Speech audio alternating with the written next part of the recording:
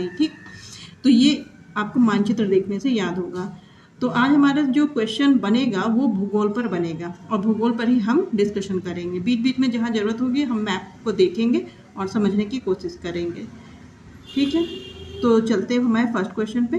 Question number 1 कह रहा है बिहार का उत्तर से दक्षिण तक अधिकतम लंबाई कितनी है? हाँ, एक मिनट। क्वेश्चन नंबर 1 कह रहा है कि बिहार का उत्तर से दक्षिण तक अधिकतम लंबाई कितनी है? उत्तर से दक्षिण की बात कर रहा है, लंबाई कितनी है? 345 किलोमीटर, 3, 4, 5, 483 किलोमीटर, 537 किलोमीटर, इनमें से कोई नहीं, उपयुक्त में से एक से अधिक। तो एक से अधिक तो हो नहीं सकता है कि उत्तर से दक्षिण की लंबाई कई इनमें से एक दो और होंगे, ऐसा कुछ नहीं है। लंबाई फिक्स रहती है और एक ही रहती है। तो इसमें हम मानचित्र पे जाते हैं।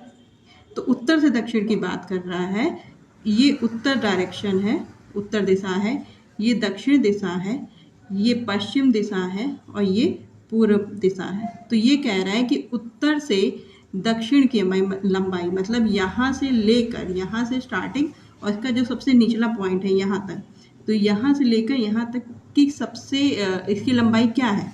तो अगर आप इजीली वे में याद करो, 3, 4, 5, ठीक, 3, 4, 5। अगर आप इसको ऐसे याद कर लेते हो कि सबसे ऊपर 3, फिर 4, फिर 5, इस तरह ये इसकी लंबाई है।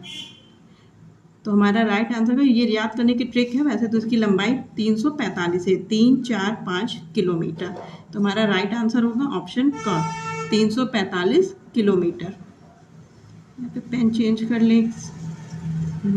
ठीक, क्वेश्चन नंबर 2 पे चलते हैं। ठीक है, बिहार के भौतिक विभागों में किसे सम्मिलित नहीं किया जा सकता? क्वेश्चन पूछ रहा है कि बिहार को, जैसे भारत का डिवीज़न किया गया ना कि दक्कन का पठार है, उत्तर भारत का मैदान है, ऐसे डिवाइड किया, पश्चिमी घाट, पूर्वी घाट। तो इसी तरह पूछ रहा है बिहार का अगर फिजिकल मैप हमें बनाना है, भौतिक विभाग बताना है कि कितने भाग में डिवाइड है बिहार, तो उसके बारे में बात कर रहा है। तो इसमें कौन कौन से भाग आते हैं? तो ऑप्शन क्या दिया है? छोटा नागपुर का पठार, उत्तरी गंगा का मैदान, दक्षिणी गंगा का मैदान, उपयुक्त में से कोई नहीं और उपयुक्त में से एक से अधिक। तो इसका राइट आंसर होगा छोटा नागपुर का पठार, क्योंकि क्या है, जो ये हमारा ये वाला एरिया है, ये छोटा नागपुर का पठार का कुछ ही अंश आता है इसके अंतर्गत यहाँ से। तो ये झारखंड में इसका ज़्यादातर हिस्सा जाता है। ठीक है, तो छोटा नागपुर का पठार बिहार के भौतिक भाग में सम्मिलित नहीं है। और उत्तरी गंगा का मैदान, तो ये गंगा नदी, गंगा यहाँ से दो भाग में डिवाइड हो जाती है, ये उत्तरी गंगा का मैदान कहलाता है और ये दक्षिणी गंगा का मैदान कहलाता है। और फिर यहाँ से छोटा नागपुर का पठार और पठारी एरिया स्टार्ट हो जाता है। ठीक, अब चलते हैं नेक्स्ट क्वेश्चन पे। क्वेश्चन नंबर 2 का आंसर होगा छोटा नागपुर का पठार बिहार के भौतिक विभाग में नहीं आता है। क्वेश्चन नंबर 3 पे चलते हैं। बिहार के तराई प्रदेश विस्तृत हैं। तराई प्रदेश जो नेपाल के बॉर्डर के नीचे जो पार्ट लगा हुआ है उसे कहते हैं बिहार का तराई प्रदेश। ठीक है, तो बिहार के तराई प्रदेश का ऑप्शन क्या क्या दिया हुआ कि छोटा नागपुर पठार के उत्तरी कगार के समानांतर, भारत नेपाल सीमा के समानांतर, रोहतास पठार के पूर्वी कगार के समानांतर, उपयुक्त में से कोई नहीं, उपयुक्त में से एक से अधिक। तो बिहार के तराई प्रदेश विस्तृत हैं, इसके लिए हम फिर मैप पे चलते हैं। तो ये वाला जो एरिया है यहाँ तक का, ये आपका नेपाल से लगा हुआ है, तो यही एरिया तराई मैदान कहलाता है। ठीक है, तराई का क्षेत्र, स्पेशली ये वाला एरिया जो नेपाल से लगा हुआ है। तो आपका यहाँ पर राइट आंसर होगा भारत नेपाल सीमा के समानांतर, क्योंकि भारत और नेपाल की सीमा थी जो हमने देखी अभी। तो नेपाल के सीमा के समानांतर बिहार का तराई प्रदेश फैला हुआ है। क्वेश्चन नंबर 3 का राइट आंसर है ऑप्शन ख। क्वेश्चन नंबर 4 पे चलते हैं। बिहार का वह जिला जो पश्चिम बंगाल और नेपाल दोनों को स्पर्श करता है। पश्चिम बंगाल और नेपाल दोनों से टच होती है उसकी बाउंड्री। तो ये क्या है? पूर्णिया, कटिहार, किशनगंज, उपयुक्त में से कोई नहीं, उपयुक्त में से एक से अधिक। तो यहाँ पे हमारा आंसर क्या होगा? अभी हम आंसर पे चलने से पहले थोड़ा सा मैप देख लेते हैं कि पश्चिम बंगाल और नेपाल दोनों से स्पर्श करती है। तो हम मैप पे चलते हैं। तो इसमें देखिए किशनगंज को, ये किशनगंज वाला एरिया, ये एरिया जो है पश्चिम बंगाल जो इधर है, वेस्ट बंगाल इधर है, और ऊपर की तरफ यहाँ पे नेपाल, दोनों से टच होता है। ठीक है, तो किशनगंज एक ऐसा जिला है जो पश्चिम बंगाल और नेपाल दोनों को स्पर्श करता है। तो हमारा क्वेश्चन का राइट आंसर क्या होगा? बिहार का वह जिला जो पश्चिम बंगाल और नेपाल दोनों को स्पर्श करता है। तो ये राइट आंसर होगा ऑप्शन ग, किशनगंज। क्वेश्चन नंबर 5 पे चलते हैं। सोमेश्वर की पहाड़ी किस जिले में स्थित है? ऑप्शन क, पूर्वी चंपारण, पश्चिमी चंपारण, सुपौल, उपयुक्त में से कोई नहीं, उपयुक्त में से एक से अधिक। तो इसका राइट आंसर होगा पश्चिमी चंपारण। और पश्चिमी चंपारण कहाँ है? नेपाल के तराई एरिया से लगा हुआ है। ये रहा आपका पश्चिमी चंपारण। ठीक है, ये आपका पश्चिमी चंपारण है जो सोमेश्वर की पहाड़ी, यहीं पर सोमेश्वर की पहाड़ी स्थित है। कहाँ पर? पश्चिमी चंपारण में। क्वेश्चन नंबर नेक्स्ट पे चलते हैं, 6 नंबर के क्वेश्चन पे। सोमेश्वर की पहाड़ी किस जिले में स्थित है? पश्चिमी चंपारण में। क्वेश्चन नंबर 6 पे चलते हैं। निम्नलिखित में से कौन सा प्राकृतिक प्रदेश बिहार में नहीं है? ठीक है, कौन सा प्राकृतिक प्रदेश है जो बिहार में नहीं है? तो पहला है तराई का मैदान। तराई का मैदान तो अभी हमने पढ़ा कि नेपाल के समानांतर है, नेपाल भारत की सीमा के समानांतर तराई का मैदान है। तो ये ऑप्शन तो नहीं हो सकता, हमें बताना यहाँ पे क्या नहीं है, तो ये हमारा ऑप्शन नहीं हो सकता। नेक्स्ट गंगा का मैदान, अभी हमने पढ़ा था कि गंगा बीच से गुजर रही है, तो ये भी हमारा ऑप्शन नहीं हो सकता। और दक्कन का पठार, तो दक्कन का पठार ही इसका राइट आंसर है कि दक्कन का पठार बिहार के प्राकृतिक प्रदेश में नहीं आता है, भौतिक विभाग में नहीं आता है। क्वेश्चन नंबर 7, बिहार में औसत उच्चतम तापमान किस स्थान का है? ठीक है, बिहार में औसत उच्चतम तापमान किस स्थान का है? तो पहला ऑप्शन दिया है गया, पटना, औरंगाबाद, उपयुक्त में से कोई नहीं, उपयुक्त में से एक से अधिक। तो क्वेश्चन नंबर 7 का राइट आंसर होगा बिहार में औसत उच्चतम तापमान गया जिले का है। ठीक है, गया जिले, इसमें राइट ऑप्शन क्या होगा? ऑप्शन का। हम मैप पे चल के इसको देख लेते हैं, गया की पोजीशन कहाँ पे है। तो गया कहाँ पे स्थित है? ये बीचों बीच है। देखिए आपका गया बीचों बीच नहीं है, मतलब ये रहा आपका गया। ठीक है, ये गया है और इसकी बाउंड्री झारखंड से लगती है। गया क्यों फेमस है ये तो आप लोग को पता ही होगा, धार्मिक स्थल भी है और यहाँ पे गौतम बुद्ध की वजह से भी कि उनके ज्ञान मिला था, इसलिए भी वो फेमस है, जिसे बोध गया बोला जाता है। क्वेश्चन नंबर नेक्स्ट पे चलते हैं। क्वेश्चन नंबर 8, बिहार में सर्वाधिक वर्षा प्राप्त करने वाला जिला है, मतलब सबसे ज़्यादा वर्षा कहाँ पे होती है? तो ये क्या है आपका किशनगंज। किशनगंज में सबसे ज़्यादा वर्षा होती है। किशनगंज कहाँ पड़ा था? हमने देखा था अभी मैप पे। तो किशनगंज जो है नेपाल और पश्चिम बंगाल दोनों से इसकी बाउंड्री शेयर होती है। तो किशनगंज में सबसे ज़्यादा बिहार के मामले में सबसे ज़्यादा वर्षा प्राप्त होती है। क्वेश्चन नंबर 9 पे चलते हैं। नवीन जलोढ़ मिट्टी बिहार के किस जिले में पाई जाती है? नवीन जलोढ़ मिट्टी, जलोढ़ मिट्टी क्या होती है? जो कि नदियों के द्वारा बहा कर लाई जाती है, उसे कहते हैं जलोढ़ मिट्टी। तो ये बिहार के किस जिले में पाई जाती है? तो ऑप्शन है सहरसा, पूर्णिया, दरभंगा, उपयुक्त में से कोई नहीं और उपयुक्त में से एक से अधिक। तो इसका हमारा राइट आंसर क्या होगा? उपयुक्त में से एक से अधिक। ठीक है, क्यों? क्योंकि नवीन जो जलोढ़ मिट्टी है वो सहरसा में भी पाई जाती है, पूर्णिया में भी पाई जाती है और दरभंगा में भी पाई जाती है। सहरसा, पूर्णिया और दरभंगा। मैप पे चलते हैं। देखते हुए। सहरसा, पूर्णिया और दरभंगा, ये दिख रहा है आपको मैप पे। सहरसा, ये रहा सहरसा, पूर्णिया, ठीक है, सहरसा ये रहा बीच में और पूर्णिया ये रहा, ठीक। अब नेक्स्ट चलते हैं हम नेक्स्ट क्वेश्चन पे। क्वेश्चन नंबर 10 पे चलते हैं। दलदली मिट्टी बिहार के किस जिले में पाई जाती है? ये मिट्टी कैसे होती है? मतलब कि इसमें दलदल होता है, ज़्यादा चीज़ें उपजाई नहीं जा सकती, इस पर कोई लैंड नहीं बन सकता, घर नहीं बन सकता। तो ये क्या, किस तरह की मिट्टी होती है? यह दलदली मिट्टी होती है, ठीक है। तो पूछ रहे हैं दलदली मिट्टी बिहार के किस जिले में पाई जाती है?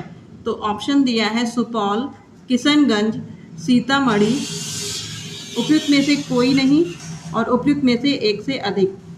तो जो इसमें दलदली मिट्टी है तो सुपौल, किशनगंज और सीतामढ़ी तीनों में पाई जाती है। तो यहाँ पे हमारा राइट ऑप्शन क्या होगा? उपयुक्त में से एक से अधिक इसके आंसर है। क्वेश्चन नंबर 10 पे चलो। किशनगंज हमने पढ़ा था ना कि यहाँ पे सबसे ज़्यादा वर्षा होती है, जो नेपाल और पश्चिम बंगाल से इसकी बाउंड्री लगती है, पश्चिम बंगाल से, ठीक। फिर नेक्स्ट क्वेश्चन पे चलते हैं। क्वेश्चन नंबर 11, बिहार में लैटराइट मिट्टी किस भाग में पाई जाती है?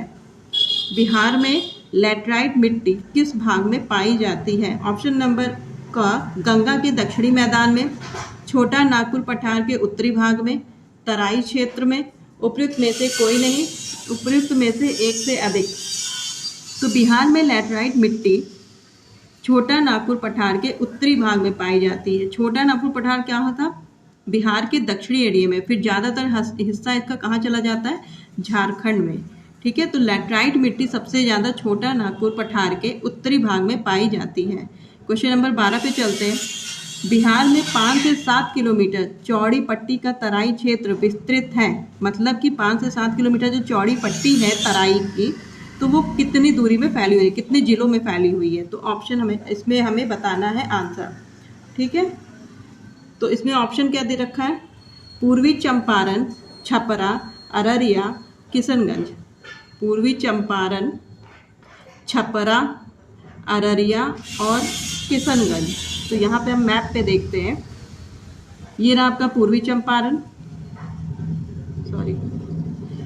ये रहा आपका पूर्वी चंपारण, फिर छपरा नहीं दिख रहा है अभी मुझे भी।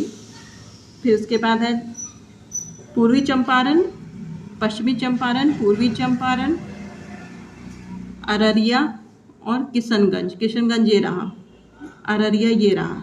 तो ये नेपाल से लगा हुआ है और यही एरिया तराई एरिया कहलाता है, ठीक है। तो ये कितने जिले इसमें आते हैं, कितनी दूर में ये फैला हुआ है, उनको पूछ रहा है। तो पश्चिमी चंपारण भी तराई से लगा हुआ है, अररिया भी लगा है, किशनगंज भी लगा है और छपरा भी। तो यहाँ पे हमारा राइट आंसर क्या होगा? ऑप्शन का, पूर्वी चंपारण, छपरा, अररिया,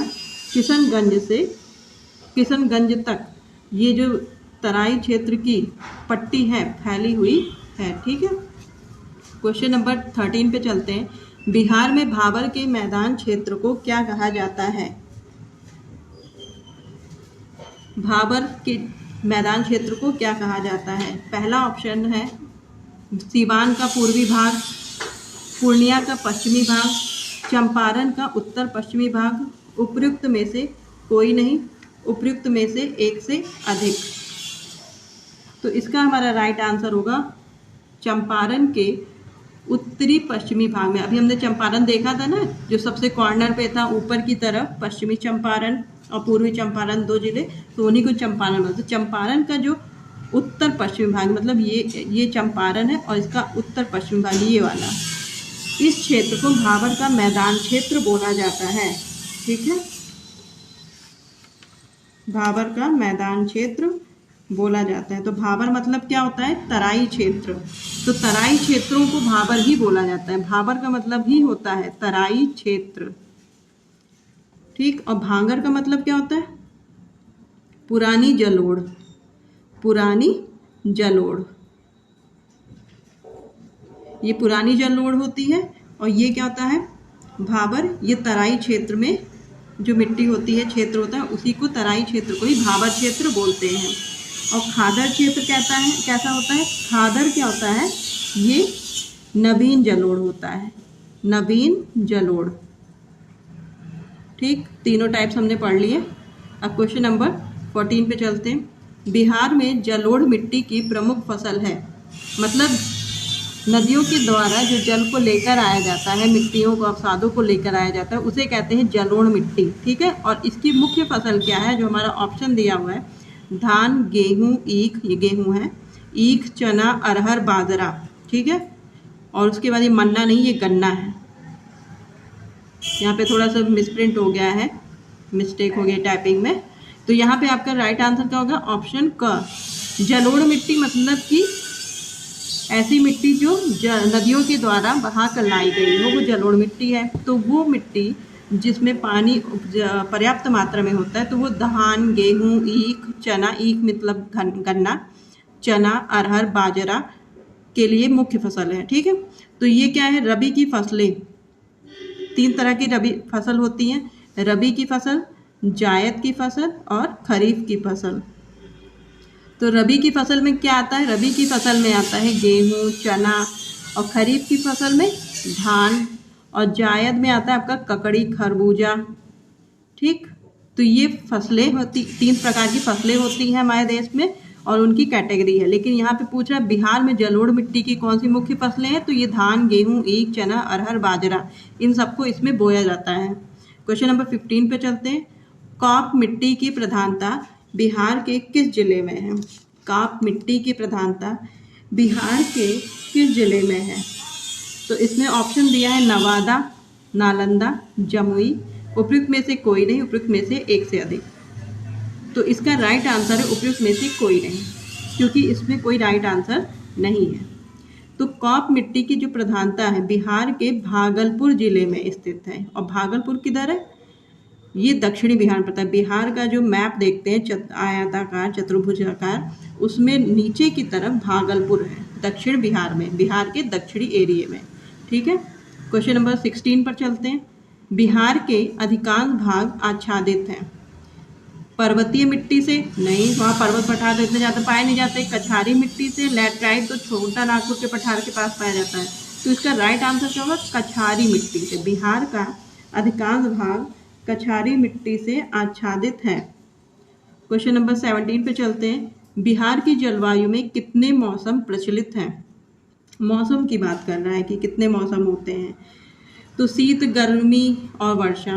शीत और गर्मी, जैसे पूरे भारत की जलवायु है, ठंडा, गर्म और बारिश होती है, उसी तरह बिहार की भी जलवायु है। मतलब ठंडी भी होती है, गर्मी भी होती है और वर्षा भी होती है। तो इसका राइट आंसर क्या होगा? 17 का शीत, ग्रीष्म और वर्षा। क्वेश्चन नंबर 18 पे चलते हैं। बिहार सर्वाधिक वर्षा कहाँ के मानसून से प्राप्त करता है? मतलब जो पूरे भारत में बारिश होती है, मानसून आता है जिस हवा के जरिए, जिस पश्चिमी मानसून के जरिए, दक्षिण पश्चिम मानसून के जरिए, उसी जरिए बिहार में वर्षा होती है। लेकिन ये पूछ रहे किस रूट से होके, किस रास्ते से होकर आता है?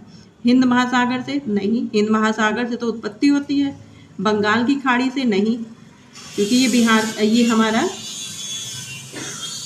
ये है हमारा भारत का मैप, और इधर की तरफ है बिहार। ठीक है, और इधर क्या है? ये है हमारी बंगाल की खाड़ी, बंगाल की खाड़ी, और इधर है अरब सागर। तो अगर आप लॉजिक लगाओगे कि सबसे ज़्यादा मानसून किधर से मिलेगा? हिंद महासागर, तो यहाँ हिंद महासागर तो यहाँ पे है नीचे की तरफ दक्षिण में, और बंगाल की खाड़ी बगल में है, अरब सागर दूसरी तरफ है, अपोजिट साइड पे। तो सबसे ज़्यादा मानसून कहाँ से मिलेगी? वर्षा जो है किस मानसून से मिलेगी? तो बंगाल की खाड़ी से होते हुए वर्षा बिहार में आती है। ठीक है, तो इसका राइट आंसर होगा ऑप्शन ख, बंगाल की खाड़ी। क्वेश्चन नंबर 19 पर चलते हैं।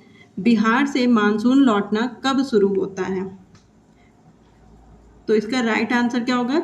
अक्टूबर के मध्य में। जब अक्टूबर का मिड चल रहा होता है, लगभग 10 अक्टूबर के बाद 15 अक्टूबर 20 अक्टूबर के आसपास बिहार से मानसून वापस लौट जाता है। मतलब यहाँ पे बिहार है, और बिहार में अभी अरब बंगाल खाड़ी से यहाँ मानसून आया गर्मी की छुट्टियों में, और उसके बाद ट्रैवल करता हुआ अक्टूबर के महीने में, मतलब अक्टूबर के मध्य में 15-20 अक्टूबर के बाद वो वापस चला जाता है फिर से। ठीक है, तो अक्टूबर के मध्य माह में बिहार से मानसून लौट जाता है। क्वेश्चन नंबर 20, बिहार राज्य में सिंचाई का सर्वाधिक प्रयोग किए जाने वाला साधन कौन सा है? मतलब ऐसा कौन सा साधन है जिसके जरिए सबसे ज़्यादा सिंचाई बिहार में की जाती है? ठीक है, तो ऑप्शन दे रखा है नहर, नलकूप, तालाब, उपयुक्त में से कोई नहीं, उपयुक्त में से एक से अधिक। तो इसमें जो नलकूप है इसके मामले में तो यूपी को माना जाता है। ठीक है, तालाब से तो अभी इतना कहीं नहीं होती। तो ये इसका राइट आंसर क्या है? नहर। बिहार राज्य में सिंचाई का सर्वाधिक प्रयोग किए जाने वाला साधन नहर है। क्वेश्चन नंबर 20 पर चलते हैं, 21 पे। ककोलत जलप्रपात बिहार के किस जिले में है? ठीक है, ककोलत जलप्रपात बिहार के किस जिले में है? तो नालंदा, नवादा, गया, उपयुक्त में से कोई नहीं, उपयुक्त में से एक से अधिक। ठीक है, तो ककोलत जलप्रपात नवादा जिले में है। ये फैक्ट है जिनको आपको रटना ही पड़ेगा। ठीक है, तो ककोलत जलप्रपात का मतलब होता है झरना, वाटरफॉल, और कहाँ पे है? ये नवादा में है, नवादा जिले में। क्वेश्चन नंबर 22 पे चलते हैं। पूर्वी कोसी नहर कहाँ से निकाली गई है? ठीक है, पूर्वी कोसी नहर कहाँ से निकाली गई है? तो यहाँ पे ऑप्शन क्या है? वाल्मीकि नगर, हनुमान नगर, सप्तकौशिकी, उपयुक्त में से कोई नहीं, उपयुक्त में से एक से अधिक। तो पूर्वी कोसी जो नहर है ये कहाँ से निकाली गई? ये हनुमान नगर से निकाली गई है। क्वेश्चन नंबर 23 पर चलते हैं। बिहार में नहर के द्वारा सिंचाई निम्नलिखित में से किस भाग में ज़्यादा होती है?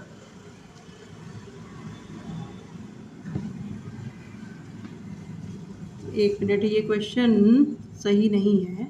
सही है। ठीक है, बिहार में नहरों के द्वारा सिंचाई निम्नलिखित में से किस भाग में सर्वाधिक होती है? तो इसमें पूछ रहा है बिहार का तराई क्षेत्र। अब जब तराई क्षेत्र है, ऑलरेडी यहाँ पे पानी अवेलेबल है, तभी तो तराई क्षेत्र बना है। नेपाल के समानांतर जो एरिया आता है नेपाल है, और नेपाल के पास का जो जिला है वो तराई क्षेत्र के अंतर्गत आते हैं। ठीक, फिर गंगा का उत्तरी मैदान, अभी हमने पीछे पढ़ा था, मैप में देखा था कि गंगा बीचों बीच से गुजर रही है बिहार के। ठीक है, तो ये जो बिहार का मैप है और गंगा ये गुजर रही है बीच से, तो ये जो मैदान है ये गंगा का उत्तरी मैदान कहलाएगा, ये गंगा का दक्षिणी मैदान कहलाएगा। तो ये गंगा का उत्तरी मैदान, गंगा का दक्षिणी मैदान, उपयुक्त में से कोई नहीं, उपयुक्त में से एक से अधिक। तो इसका राइट आंसर होगा गंगा का जो ये दक्षिणी मैदान है। ठीक है, दक्षिणी मैदान में नहरों के द्वारा सिंचाई अधिक होती, क्योंकि यहाँ पर्याप्त मात्रा में पानी रहता है उत्तर में। लेकिन जो दक्षिणी मैदान है कुछ पठारी एरिया होने की वजह से यहाँ पे पानी की सप्लाई थोड़ी कम होती है कंपेयर देन उत्तरी गंगा का मैदान। ठीक है, तो यहाँ पे हमारा राइट आंसर क्या होगा? गंगा का दक्षिणी मैदान इसका राइट आंसर है। क्वेश्चन नंबर 24 पे चलते हैं। बिहार में किस क्षेत्र में आहर या पाइन द्वारा सिंचाई की जाती है? इसके ऑप्शन गलत हो गए हैं। ठीक है, तो यहाँ पे क्वेश्चन हम चेंज कर लेते हैं। तो ये क्वेश्चन ना करके ये क्वेश्चन रहेगा कि गंगा किस स्थान के निकट बिहार में प्रवेश करती है? निकट बिहार में प्रवेश करती है। तो ऑप्शन क्या दे रखा है आपका? आरा, बक्सर, चौसा, उपयुक्त में से कोई नहीं, उपयुक्त में से एक से अधिक। ठीक है, तो एक ही जगह से नदी निकले घुसेगी, प्रवेश करेगी। ठीक है, तो यहाँ पे हमारा राइट आंसर होगा चौसा। बक्सर में ही चौसा एक जगह है, तो चौसा से क्या है? गंगा नदी बिहार में प्रवेश करती है। क्वेश्चन नंबर 25 पे चलता है। बिहार में गंगा की उत्तरी सहायक नदियों में सबसे लंबी सहायक नदी कौन सी है? बिहार में गंगा की उत्तरी सहायक नदियों में सबसे लंबी सहायक नदी कोसी है। कौन सी नदी है? कोसी नदी है। कहाँ पे? गंगा की जो उत्तरी गंगा की बात है, सहायक नदी में जो ऊपर की तरफ गंगा बह रही है उत्तरी मैदान में, वहाँ पे जो गंगा की सहायक नदी है जो सबसे लंबी है वो कौन सी है, तो वो कोसी नदी है। कोसी नदी को बिहार का शोक भी कहते हैं, क्योंकि जब कभी कभी इसमें बाढ़ आ जाती है और ये अपना रास्ता भूल जाती है। ठीक है। और बंगाल का शोक किसे कहते हैं? बंगाल का शोक बोलते हैं दामोदर नदी को, और बिहार का शोक कोसी नदी को। राइटिंग पे मत जाइएगा, शब्दों को सुनिएगा। क्वेश्चन नंबर 26, बिहार में घाघरा नदी कहाँ से मिलती है? घाघरा नदी गंगा में कहाँ मिलती है? ठीक है, गंगा की बात हो रही है कि गंगा में घाघरा नदी कहाँ पर मिलती है। अब यहाँ पे दिया है जिलों का नाम कि किस जिले के पास मिलती है। सारण के निकट, छपरा के निकट, पटना के निकट, उपयुक्त में से कोई नहीं, उपयुक्त में से एक से अधिक। तो बिहार में जो घाघरा नदी है गंगा में छपरा के निकट मिलती है। तो ये फैक्ट है, ये इसको आपको याद ही करना पड़ेगा। तो क्वेश्चन नंबर 27 पे चलते हैं। बिहार का मुजफ्फर में आधा पा भी रहेगा। बिहार का मुजफ्फरपुर शहर किस नदी के किनारे बसा है? बूढ़ी गंडक, बागमती, वैशाली, उपयुक्त में से कोई नहीं, उपयुक्त में से एक से अधिक। तो इसका राइट आंसर तो होगा आपका बूढ़ी गंडक। मुजफ्फरपुर और मुजफ्फरनगर में कंफ्यूज मत होइएगा, क्योंकि मुजफ्फरनगर यूपी में है और मुजफ्फरपुर बिहार में है। और वैशाली का एक ऐतिहासिक रोल रहा है, भूमिका रही है किसके जीवन में? बुद्ध के जीवन में। ठीक है, बुद्ध के, महावीर स्वामी के 6ठी शताब्दी ईसा पूर्व के दौरान। तो अब नेक्स्ट क्वेश्चन पे चलते हैं 28 पे। फल्गु नदी के किनारे पर कौन सा पर्यटन स्थल स्थित है? पर्यटन का मतलब जहाँ पे टूर की जा सकता है, टूरिस्ट वगैरह जाते हैं। ठीक है, और फल्गु एक नदी है, नॉट फल्मू, ये है फल्गु। तो फल्गु नदी के किनारे पर कौन सा टूरिस्ट प्लेस है, पर्यटन स्थल स्थित है? तो ऑप्शन है इसमें बोध गया, राजगीर, सरयू, उपयुक्त में से कोई नहीं, और उपयुक्त में से एक से अधिक। ठीक है, तो फल्गु नदी कहाँ पे है, कहाँ बहती है? गया में। अब गया है चाहे बोध गया, दोनों ही सेम है। ठीक, तो इसका राइट आंसर क्या होगा? बोध गया। जो पितर पक्ष चलता है उस दौरान यहाँ पे लोग ज़्यादातर अपने पूर्वजों को पिंडदान करने जाया करते हैं। और बोध गया गौतम बुद्ध को यहाँ पे ज्ञान भी प्राप्त हुआ था, इसलिए भी यह फेमस है धार्मिक स्थल के रूप में। नेक्स्ट क्वेश्चन पे चलते हैं, क्वेश्चन नंबर 29। बागमती नदी बिहार में किस स्थान पर गंगा से मिलती है? वहाँ पे हमने क्या पढ़ा था? घाघरा नदी किस स्थान पे मिलती है गंगा से? तो छपरा के निकट मिलती है। अब यहाँ पे पूछ रहा है बागमती नदी बिहार में किस स्थान पर गंगा में मिलती है। ठीक है, तो मुंगेर के दक्षिण में, मुंगेर के उत्तर में, भागलपुर के पास, खगड़िया के पास। ठीक है, और खगड़िया नहीं दिया इसमें, तो उपयुक्त में से कोई नहीं, उपयुक्त में से एक से अधिक। तो राइट ऑप्शन इसमें क्या होगा? इसका राइट आंसर है मुंगेर के उत्तर में। मुंगेर जिला है जो कहाँ पड़ता है?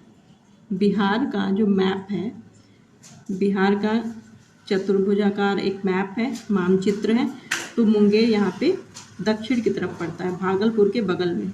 ठीक, तो मुंगेर के उत्तर की तरफ, यहाँ पर मुंगेर जिले में ही उत्तर की तरफ, उत्तरी मुंगेर में बिहार की जो ये एक नदी है बागमती, गंगा में मिल जाती है। ठीक, तो हमारा राइट आंसर होगा ऑप्शन ख। क्वेश्चन नंबर 30 पे चलते, ये हमारा आज का लास्ट क्वेश्चन है।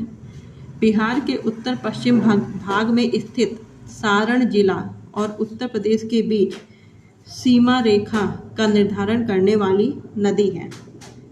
गंडक, घाघरा, कमला, उपयुक्त में से कोई नहीं, उपयुक्त में से एक से अधिक। तो इसका राइट आंसर होगा हमारा घाघरा। ठीक, पूछ क्या रहा है कि बिहार के उत्तर पश्चिम भाग में स्थित सारण जिला। एक बार फिर हम मैप को देख लेते हैं। मैप देखते रहने से आपके दिमाग में पिक्चर बनती चली जाएगी, तो आपको इजीली याद होने लगेंगी चीज़ें।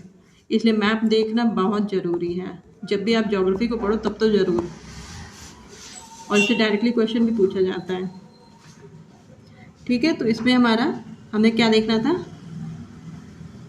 हमें देखना है इसमें बिहार का उत्तर पश्चिमी भाग। तो बिहार का उत्तर पश्चिमी भाग क्या है, बिहार का ये उत्तर पश्चिमी भाग है, इतने के आसपास स्थित जो सारण जिला है। तो सारण जिला, तो ये भी आपका आ गया इतने। ठीक, तो ये जो सारण जिला है, सारण जिला ये, ठीक, जहाँ पे येलोइश कर रही हूँ मैं,